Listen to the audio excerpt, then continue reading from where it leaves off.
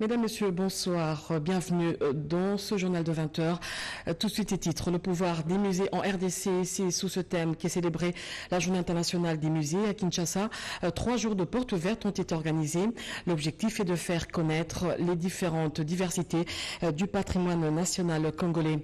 Et puis, plus de 800 000 finalistes sont attendus demain lundi pour affronter les épreuves de dissertation des examens d'État édition 2021-2022 sur toute l'étendue du territoire national. Les centres d'accueil sont prêts à accueillir les finalistes. Le constat est du vice-ministre de l'enseignement primaire, secondaire et technique qui a effectué une ronde à travers ces centres. Enfin, hausse de prix du carburant à la pompe dans la ville de Bunia, en province de l'Ituri. Le litre est passé de 1600 à 3000 francs congolais. Les transporteurs plaident pour une implication du gouvernement central. Voilà tout pour les titres, mesdames, messieurs. Bienvenue dans ce journal. D'abord, l'actualité.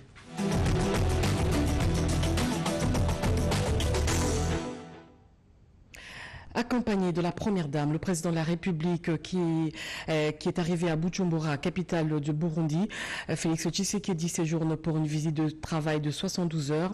À sa descente d'avion, le président de la République a été accueilli par le ministre burundais des Affaires étrangères. Juste après, Félix Tshisekedi a eu un tête-à-tête avec son homologue burundais Évariste Ndayishimiye. Les questions régionales, sécuritaires et commerciales, économiques ont été abordées entre les deux chef d'État. Retour en image avec ce reportage de la presse présidentielle.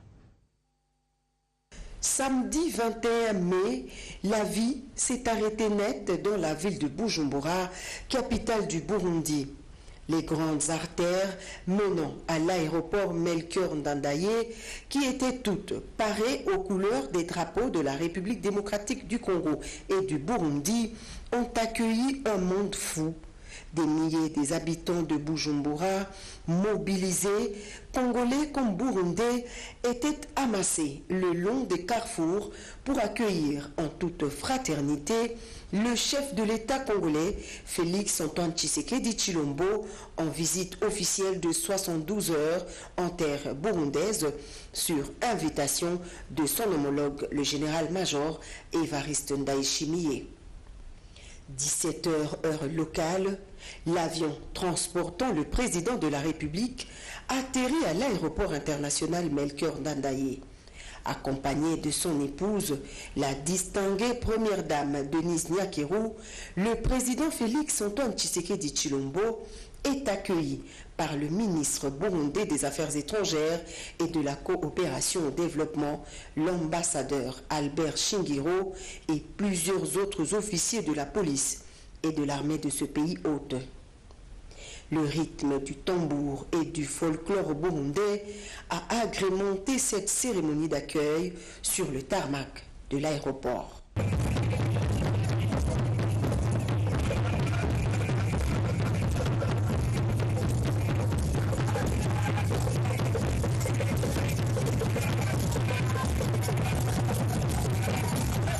Et pendant quelques minutes, le président Félix Antoine Tshisekedi Tshilombo a eu un bref entretien avec le ministre Albert Shingiro au salon d'honneur de l'aéroport. Difficile pour le cortège d'entamer son parcours vers le palais présidentiel. La communauté congolaise venue de la province voisine du Sud Kivu a tenu mordicus à communier avec son président.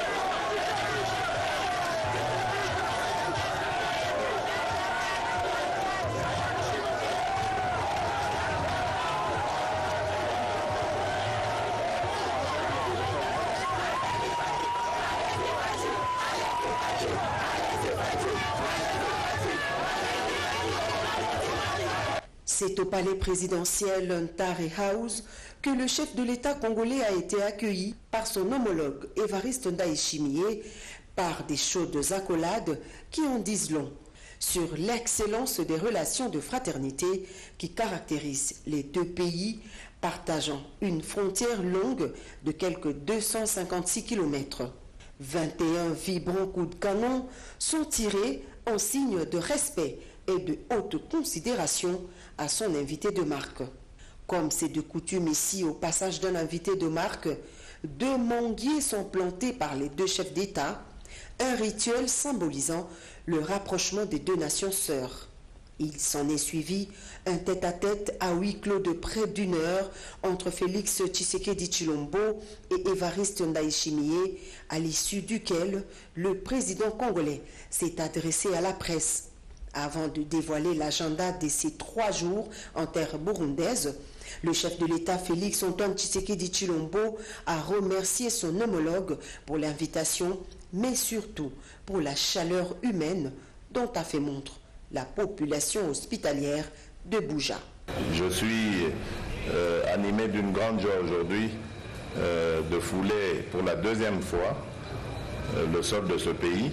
Aujourd'hui, je reviens ici pour passer plus de temps auprès de mon frère Ndayishimiye pour connaître davantage ce pays et son peuple, que je remercie pour l'accueil chaleureux qu'il m'a témoigné, ainsi qu'à ma délégation. Je viens ici pour discuter de grandes choses qui vont dans le sens des intérêts de nos 2 pays, de nos 2 peuples, qui doivent davantage se rapprocher et qui doivent développer des projets communs. Dans la soirée, le couple présidentiel et toute la délégation qui l'accompagne ont été conviés à un banquet offert par le président burundais. Sachez aussi que le président de la République s'est rendu avec son épouse dans la province de Kitega. Sur place, Félix Tshisekedi a visité plusieurs projets dans le domaine agropastoral. Bien avant, le couple présidentiel s'est incliné devant le mausolée de feu Pierre Nkurunziza. D'intenses activités ce week-end déployées par le président du Sénat, Modeste Bahati Lukwebo. D'abord avec les représentants des différentes provinces. Des entretiens qui cadrent avec la mission de la Haute Chambre du Parlement en tant qu'émanation des assemblées provinciales. Le développement des provinces et des entités décentralisées était au menu des audiences que Modeste Bahati a accordées à ses délégations. C'est la délégation des députés provinciaux de la province du Basuélé qui a ouvert le bal.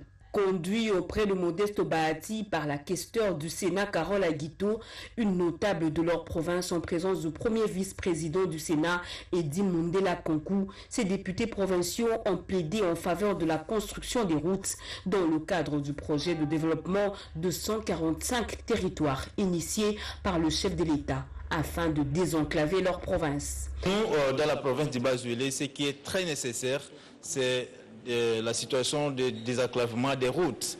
Il y a les routes des dessertes agricoles et donc les routes d'intérêt provincial ainsi que certaines routes d'intérêt national. Une autre audience, c'est celle accordée au gouverneur nouvellement élu de la province du Sankourou. Le gouverneur Jules Londi est venu solliciter l'accompagnement du Sénat pour la réussite de son mandat. À cette occasion, Modeste Bahati lui a conseillé de travailler pour concrétiser la vision du chef de l'État dans le Sankourou.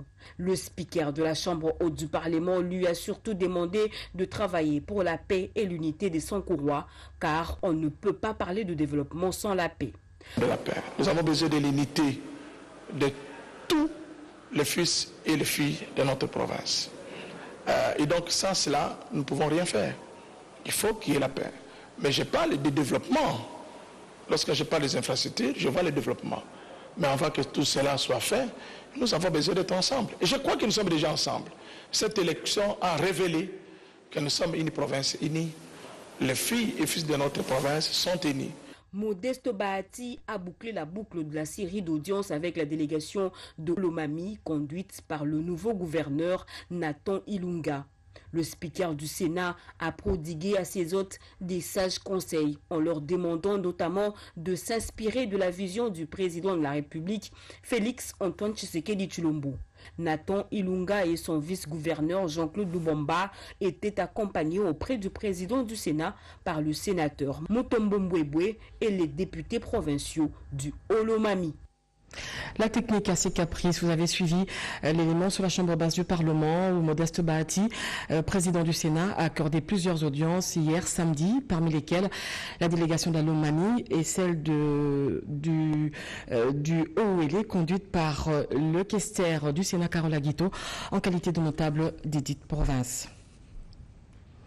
Je l'ai dit au sommaire, c'est demain lundi que plus de 800 000 finalistes du secondaire vont affronter les épreuves de dissertation de l'examen d'État édition 2021-2022 dans les centres d'accueil. Tout est prêt pour accueillir les finalistes à l'inspection principale provinciale éducationnelle de la FUNA Kinshasa. L'on procède déjà à la remise des macarons au chef d'établissement scolaire Rodi Panda et Jean-Pierre Tchibangu étaient présents. À 48 heures du début des épreuves préliminaires de l'examen d'État qui démarre avec la dissertation sur toute l'étendue du pays à l'inspection principale provinciale de la FUNA dans la capitale Kinshasa, tout est mis en œuvre pour la bonne tenue de cette session prévue le 23 mai 2022. Tout le monde, personnel, enseignant et administratif commis à ces services, est en place sous la supervision de l'inspecteur principal provincial Toupi Kubunana, qui assure par ailleurs les fonctions du prophète intérimaire de la FUNA. Les chefs des établissements scolaires et surveillants s'activent pour les retraits des macarons et autres articles nécessaires. Contrairement aux rumeurs faisant état de la disparition des photos des finalistes, l'IPP demande ces informations. Il s'agit plutôt d'un léger retard enregistré dans la prise de photos, mais il rassure que tout sera déjà prêt dès ce dimanche. Le retrait des photos, c'est demain. Chaque IPP a sa manière de travailler.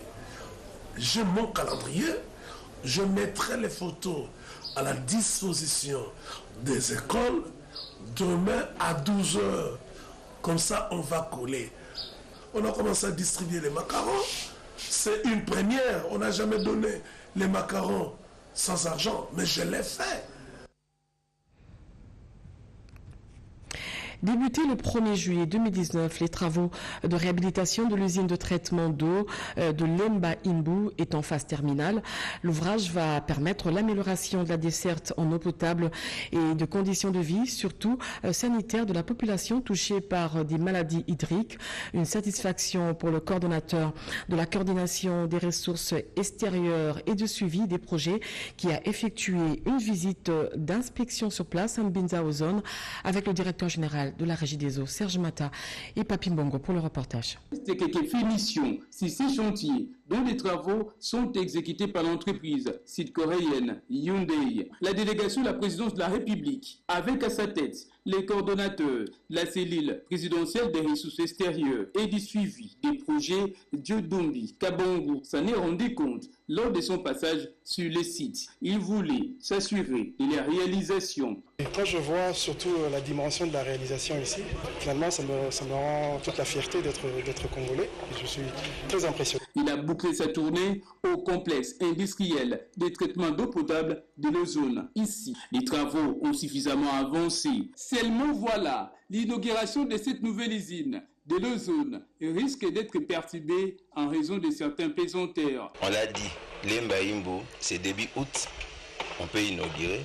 Et ici à l'Ozone, c'est au mois d'octobre. Le président peut venir et inaugurer. Les petits couacs dont vous parlez, je crois que ça va être résolu. Parce que c'est simplement un problème de coordination, encore une fois, entre les différents services de l'État. Et donc, on va s'y mettre pour les dédouanements. Il faut exonérer les projets. Tous les deux projets sont exonérés. Donc, il n'y a qu'à regarder les papiers que nous, on introduit et à travailler vite pour nous fournir ces matériels-là. La finalisation de ces travaux ne peuvent être perçus que comme une aubaine pour les populations de ces coins de la capitale. Créer l'équilibre qualité et prix dans la consommation de l'énergie électrique, la SNEL SA procède à la distribution et à l'installation des compteurs dans certains quartiers de la capitale. Cette fois-ci, le quartier Beauvant, dans la commune de Lingwala, vient de bénéficier de ces compteurs prépayés. Yvette Makoutima pour le reportage. Le fonctionnement à grande échelle dans la capitale de ces systèmes aura pour bénéfice de placer chaque ménage quinois devant ses responsabilités pour une consommation rationnelle de l'énergie électrique. Chacun obligé de payer ce qu'on aurait consommé et consommer ce qu'on aurait payé. C'est en cela que repose l'intérêt des compteurs après paiement que la Société nationale d'électricité SNEL SA a initié depuis quelque temps dans un certain nombre de communes et quartiers de Kinshasa. Mais pour éviter les spectacles des contestations, la SNEL SA a choisi de procéder d'abord par l'assainissement du réseau, à l'exemple du quartier Bovan, commune de Lingwala, vendredi 20 mai 2022. L'assainissement, c'est considéré dans le cadre de ce projet comme préalable au placement des compteurs après paiement. Parce que nous voulons améliorer la qualité de la desserte, pas le remplacement de canalisations qui étaient en très mauvais état par ceux en très bon état. Bien avant, la task force de la SNEL SA, en charge des placements des compteurs après paiement, a échangé avec les responsables de la société Egen, partenaire de ces vastes projets. Puis s'en est suivi la visite des stocks dans l'entrepôt où sont stockés ces compteurs, câbles et autres accessoires prévus. Le point de départ de la campagne de placement des compteurs après paiement dans la commune de Lingwala a été le quartier Bovan. Les restes des quartiers seront servis très prochainement, ainsi qu'une partie de la commune de Kinshasa. Dans le cadre de la Journée internationale des musées, je l'ai dit dans les titres, l'Institut national des musées a organisé 3 journées portes ouvertes qui se sont clôturées aujourd'hui dimanche. Au menu, les organisateurs ont procédé à l'exposition du patrimoine national congolais dans toute sa diversité. Le thème choisi pour cette année est le pouvoir des musées en République démocratique du Congo. Un reportage de Nadine Toto rendu par Chimène Dondo. De masques anciens de différentes tribus de Lens ainsi que les objets archéologiques classés et conservés au musée national ont attiré la curiosité de plus d'un pour comprendre la jeunesse de la République démocratique du Congo depuis l'époque coloniale jusqu'à nos jours. C'est dimanche 22 mai 2022, dernière journée pour la clôture de la fête muséale organisée par l'Institut national de musées nationaux du Congo sous le thème « Le pouvoir des musées en RDC ». À travers ces journées portes ouvertes, les organisateurs ont voulu expliquer au public l'importance du patrimoine national, l'un des biens fondés pour la promotion de la culture en RDC. Le musée est un professeur ou un enseignant qui ne parle pas, mais qui enseigne très bien dans les contextes de ce qu'il contient. Le musée reste un pouvoir, un lieu récréatif, un endroit de découverte de talent, le cas de cet artiste qui se transforme à une œuvre d'art vivante à travers sa performance. Le maître de la cérémonie trace ici le bilan de la clôture de ces festivités culturelles. Nos objectifs ont été atteints. Nous avons souhaité que pendant cette période des journées internationales de musée, que le public congolais soit sensibilisé sur l'importance des musées dans notre société. Et là, nous pouvons vraiment dire qu'il y a un engouement des personnes qui viennent visiter le musée. Nous voulons remercier tous ceux qui nous ont aidés à réaliser ces journées. Nous pensons d'abord à Madame la ministre de la Culture, Art et Patrimoine, qui nous a soutenus de bout en bout. Madame Catherine Katungu a été vraiment de notre côté. Et aussi tout le peuple congolais qui a compris maintenant que son patrimoine doit être valorisé que par lui-même. Son vœu est également de voir ces genres d'activités s'étendre dans d'autres provinces pour réserver une place de choix au musée en République démocratique du Congo.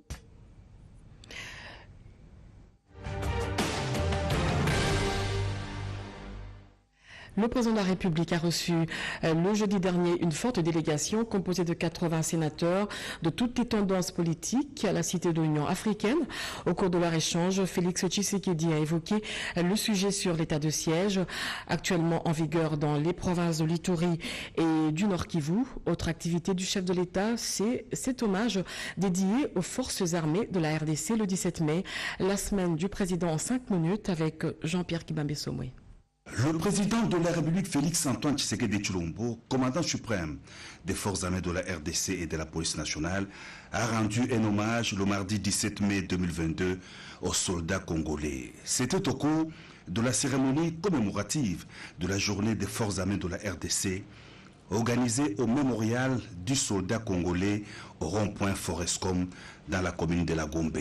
Une occasion de plus pour le chef d'état-major général des FARDC, le général d'armée Célestin Mbala, de rappeler le devoir sacré du soldat, celui de l'oubli de soi et du sacrifice pour la nation, ainsi que la devise du militaire de ne jamais trahir le Congo. Un émissaire du président du Conseil militaire de transition, président de la République du Tchad, a été reçu à la Cité de l'Union africaine par le chef de l'État, Félix Antoine Tshisekedi Tshilombo, le ministre tchadien de l'enseignement supérieur, de la recherche scientifique et de l'innovation.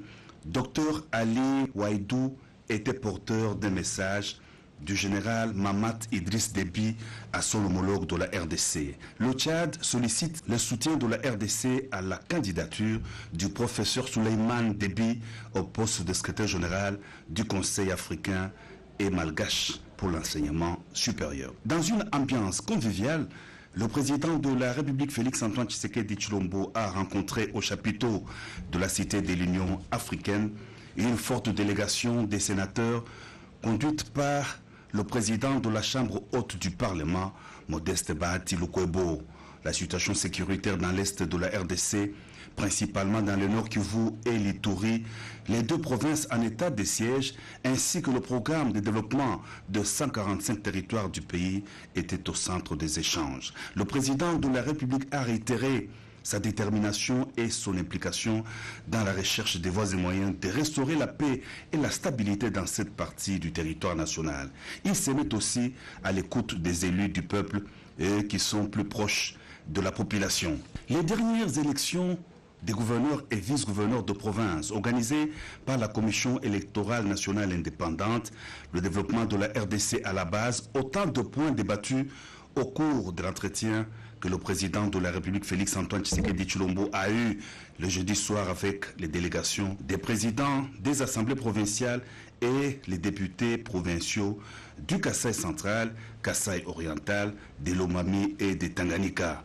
Ils se sont déclarés satisfaits d'avoir élu des gouverneurs et vice-gouverneurs membres de l'Union sacrée de la nation en vue de matérialiser la vision du chef de l'État, mettant le peuple au centre de leur action. Les députés provinciaux des 4 provinces reçus par le président de la République ont promis de travailler main dans la main avec les nouveaux gouverneurs et vice-gouverneurs élus pour la réussite des différents projets à impact social inscrits dans le programme du chef de l'État relatif au développement de 145 territoires du pays. Inauguration d'un centre de fertilité par l'épouse du chef de l'État et la mise en place des organismes devant gérer les 3% du chiffre d'affaires des sociétés minières retrocédées aux communautés locales, ainsi que la réunion du bureau des 2 chambres du Parlement au sujet du Congrès, des sujets abordés par Fifi Mukundi dans la semaine en 5 minutes. L'actualité a été dominée cette semaine par plusieurs inaugurations des infrastructures sanitaires et quelques activités parlementaires. Le Sénat et l'Assemblée nationale vont se retrouver en congrès ce lundi 23 mai 2022 sur demande du président de la République. La désignation d'un juge en remplacement de son collègue décédé à la Cour constitutionnelle, ce sujet donc sera à l'ordre du jour de ces congrès. Ceci ressort de la réunion entre les 2 bureaux du Parlement. Au chapitre de la santé, c'est possible de soigner les problèmes d'infertilité à Kinshasa. C'est grâce à une technique de procréation assistée médicalement. Cette prise en charge va s'effectuer en Galliema Center Fertility, un nouveau centre inauguré cette semaine par la première dame Denise Nyakeru Tshisekedi. Le ministre de la Santé a pour sa part réceptionné une usine de production de l'oxygène médical. Cet outil est implanté ici à Kinshasa dans l'enceinte de l'hôpital général de référence de Kinshasa ex-Mamaimo. Désormais, les communautés locales vont tirer profit de l'exploitation minière. En témoigne cette mise en place des organismes spécialisés chargés de la gestion des 0,3% du chiffre d'affaires des sociétés minières afin de contribuer au projet de développement de ces entités. Pour ce, la ministre de Mines et son collègue des Affaires sociales ont signé un arrêté interministériel augurant l'entrée en fonction de ces structures. Selon une étude, la consommation du poisson frais est utile pour la santé du cerveau et joue un rôle dans la prévention de certaines maladies. La coopérative Bilangaya Betu a sensibilisé sur la question. 17 mai, journée dédiée aux forces armées congolaises a vécu. Plusieurs activités ont été organisées à travers le pays, parmi lesquelles une messe d'action de grâce au site des apparitions mariales d'Inzete et Kaouka. Occasion aussi pour lancer aide de camp de fait président Laurent Désiré Kabila et dit qu'à peine de briser son silence. Au cours d'un point de presse, il a condamné toute démarche à mettre en cause l'unité nationale. Le gouvernement s'emploie à terminer les travaux de construction du mausolée de Lumumba. Le Premier ministre a effectué une visite d'inspection à la place de l'Échangère, site prévu pour mettre les reliques de l'héros national. Constat, les travaux avancent normalement. Enfin, 25 ans après, le célèbre groupe musical Wenge Musica va se produire le 30 juin au grand complet. À l'instar des maisons Massa Musica, Africell va accompagner cet événement.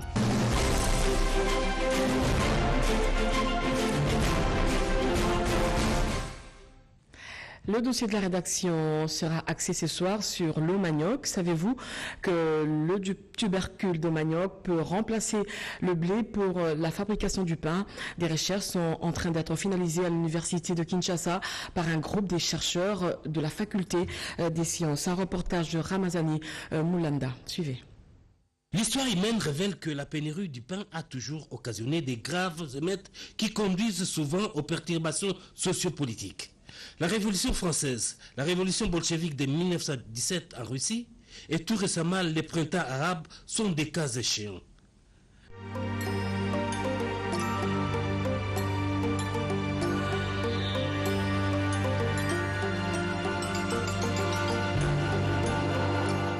La RDC ne cultive pas les blés, mais la consommation du pain dans le régime alimentaire congolais est irremplaçable. Vivre sans pain, je dirais que c'est un peu impossible, parce que c'est un aliment qu'on prend souvent le matin, avec le thé et les après-midi aussi. Nous avons l'habitude de prendre le pain avant de travailler, parce que nous sommes étudiants.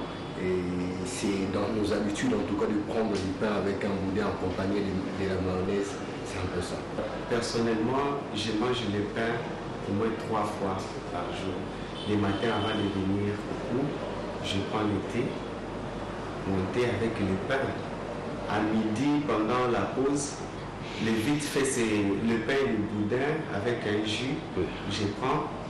Et le soir, avant que je commence à préparer ou soit venir revoir mes notes, je prends d'abord les pains pour un vite fait avant de commencer à cuisiner chez moi, là où j'habite. Une crise de blé mondiale causée par la guerre en Ukraine se profile à l'horizon. Pour éviter le pire en RDC, une équipe de scientifiques congolais menée par le professeur Yandjou de la faculté des sciences mène des recherches sérieuses pour remplacer la farine de froment par la farine de manioc dans l'industrie de panification. Impressionné par les bons résultats obtenus par l'équipe du professeur Yandjou, le ministre de l'Industrie, son Excellence Julien Paluku, s'est personnellement rendu à la rencontre des chercheurs pour les encourager. Nous avons eu à goûter aujourd'hui les spaghettis faits avec la farine 100% manioc.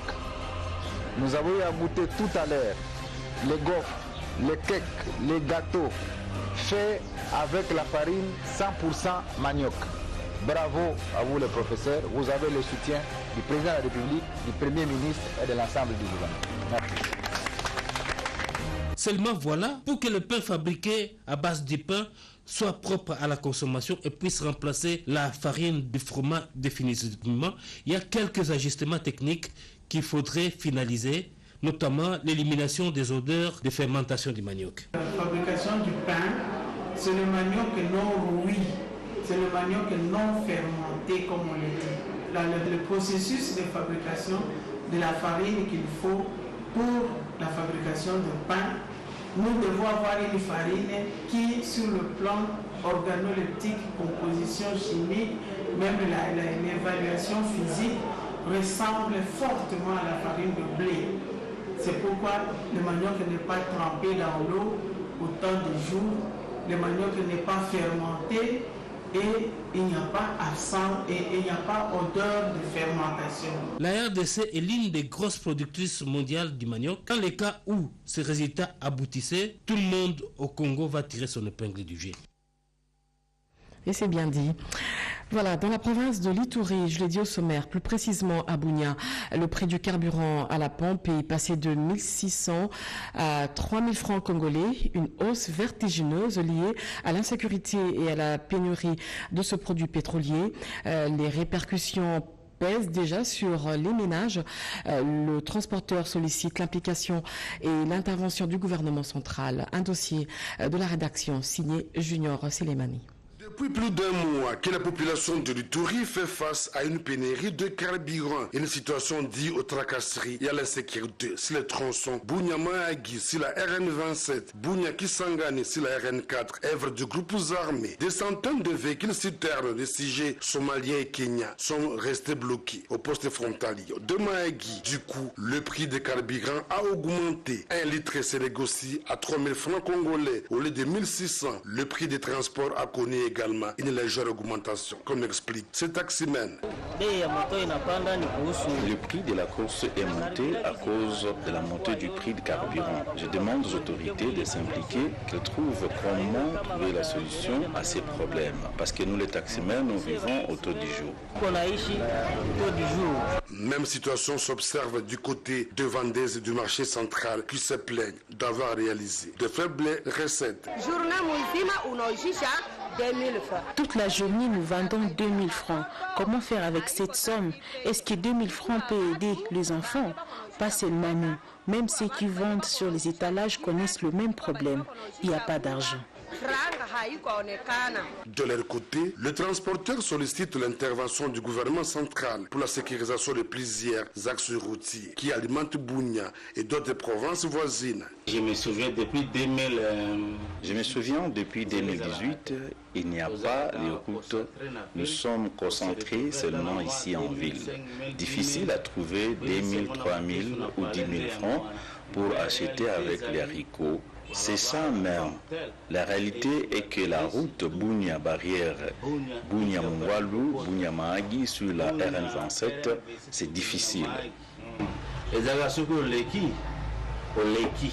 Daniel Mugissa, président des importateurs de produits pétroliers, parle du changement brusque des barils par mètre cube dans les pays d'approvisionnement, d'où il sollicite l'intervention du gouvernement congolais. Je confirme la hausse du prix du carburant qui varie plus de 3000 francs le litre à la pompe, compte tenu des changements brusques des barils par mètre cube qui s'élève à $1060 essence, $1040 gasoil. Je sollicite au ministre national de l'économie de revoir les structures de prix.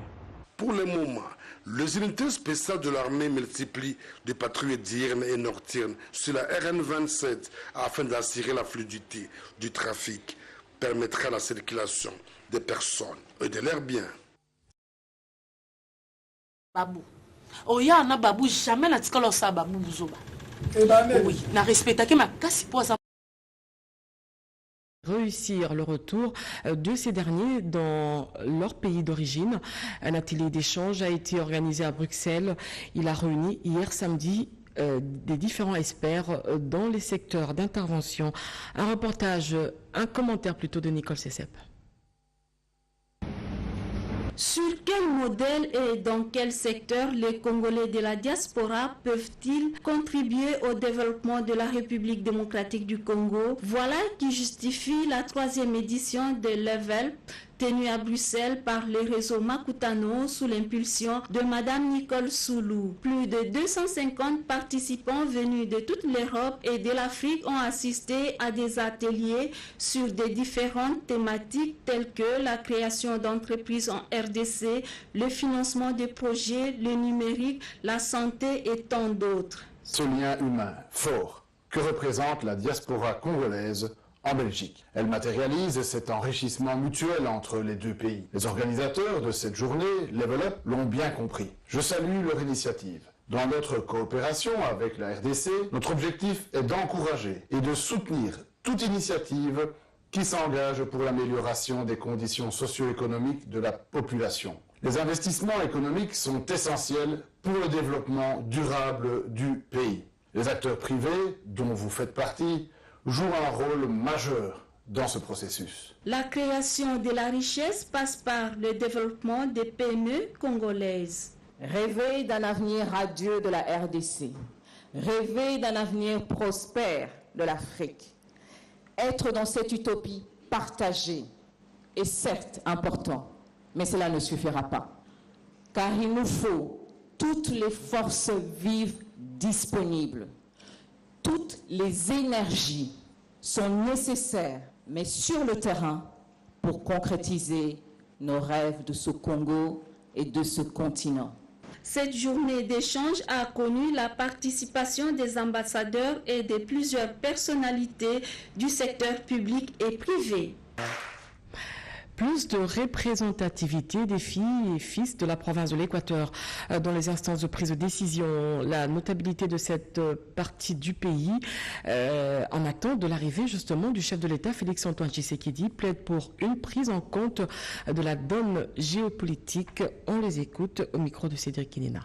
Nous, notables de la province de l'Équateur, chef-lieu Mbandaka, réunis au nom de nos populations, au sein de nos associations et partis respectifs, avons décidé unanimement de faire la présente déclaration pour attirer l'attention des autorités sur les frustrations à répétition dont cette province est victime sur l'échiquier politique congolais.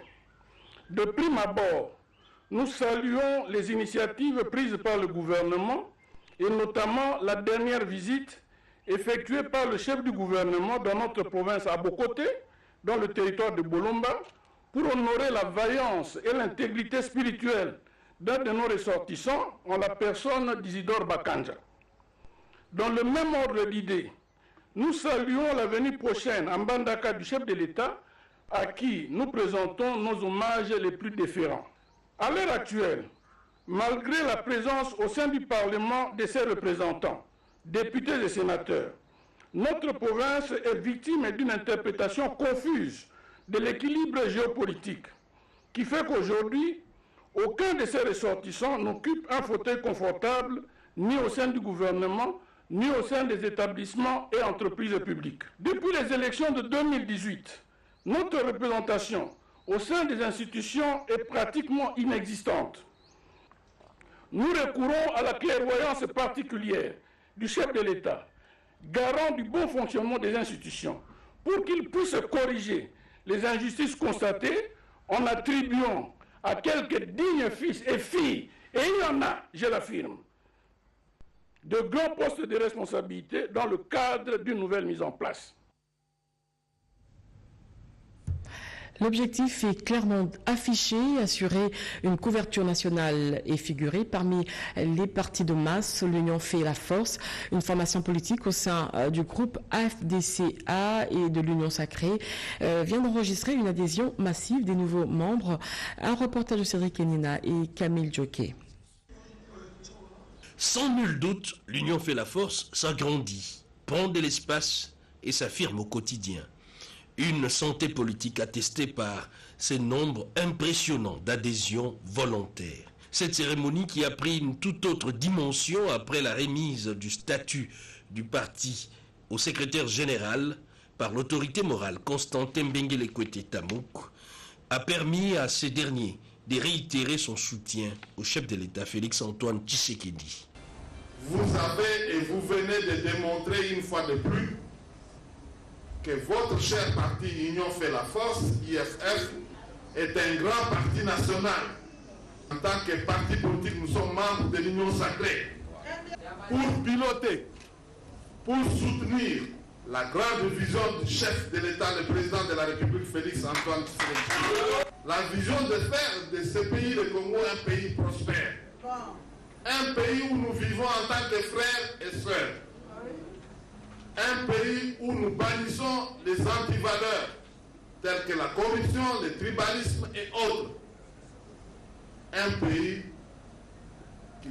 qui est appelé havre de paix. Avec ses vagues incessantes, l'UFF avance à pas des géants et accomplit chaque jour qui passe sa vocation des partis des masses. Le peuple Lega, qui représente 60% de la population de l'espace Grand Kivu à travers son président du comité exécutif, l'honorable Charles Owenga, soutient toutes les actions du président de la République. Il salue également la mise en œuvre du projet de développement à la base de 145 territoires. Regardez. Défendre et promouvoir les valeurs culturelles Lega, symbolisées par une corde qui représente les signes de la solidarité, de l'unité, de la cohésion et de l'éthique morale, ainsi que du développement du territoire de Mwenga, Pangi, Chabunda et Walikale. Tel est le leitmotiv de la communauté Lusu du peuple Lega, un peuple qui représente 60% de la population du Nord Kivu, du Sud Kivu et du Maniema. Le nouveau président du comité exécutif de la communauté Lega, l'honorable Owenga, investi par son prédécesseur Benjamin Mukulungu, devant le chef coutumier le Mwami Lega et quelques notables, a promis de relever ces défis. La société Lega est fondée sur l'éthique morale, l'exemplarité. Il est rare de trouver chez les Lega les gens qui peuvent injurer facilement, qui volent, qui peuvent commettre des crimes. Le crime n'est pas dans notre ADN, ça n'existe pas. L'espace géographique Lega, qui regorge d'importants gisements miniers, est une opportunité d'investissement et aussi un atout majeur pour le soutien des actions du chef de l'État, Félix Antoine Tshisekedi Tshilombo, qui vise le développement du pays. Le projet 145 territoires en est une illustration. Il a saisi l'opportunité pour réaffirmer au nom de tous les peuples Lega le soutien de la communauté Lusu générale du peuple Lega au chef de l'État. Auparavant, le comité des sages a été également investi, suivi de l'animation du groupe folklorique Lega et des devinettes Lega par l'interprétation de la symbolique de la corde de la culture Lega. Enfin, la saison sportive en milieu universitaire congolais a démarré ce dimanche à l'Institut supérieur de commerce Gombe. Le coup d'envoi a été donné par le représentant du ministre de l'Enseignement supérieur et universitaire. Un reportage de Médard Bouyal. Les universités et instituts supérieurs demeurent des hauts lieux d'encadrement de la jeunesse congolaise. Des milliers de jeunes fréquentant l'université représentent une force imposante pour la pratique des sports en République démocratique du Congo. La relance de la saison sportive s'inscrit dans cette logique. À Kinshasa, toutes ces grandes écoles se sont fixées rendez-vous à l'IEC, Institut supérieur de commerce. Cette institution universitaire occupe une position géographique de grande visibilité dans la commune de la Gombe. C'est un réel plaisir de vous recevoir ici, chez vous, à l'Institut supérieur des commerces, grande école des commerces. Vous me permettrez à cette occasion de dire un grand merci au chef de l'État, son Excellence Félix Antoine Tshisekedi, grand chancelier des universités. À son Excellence, Monsieur le Premier ministre, et à notre ministre de l'Enseignement supérieur, son Excellence Moïndo Zaghi, pour les choix qui a été porté à notre établissement afin d'accueillir cette grande marche qui intervient dans le cadre du lancement de la saison sportive universitaire au plan national. Toutes les disciplines sportives sont pratiquées en milieu universitaire par des étudiants. Le pays a toutes les raisons de placer son espoir dans la jeunesse pour la relance du sport. Et c'est la fin de ce journal. Merci de l'avoir suivi. 23h, Peggy Mukunda revient sur ce plateau pour une autre édition d'information. Entre-temps, l'actualité continue sur la chaîne nationale. Surtout, protégez-vous, le coronavirus existe. Au revoir.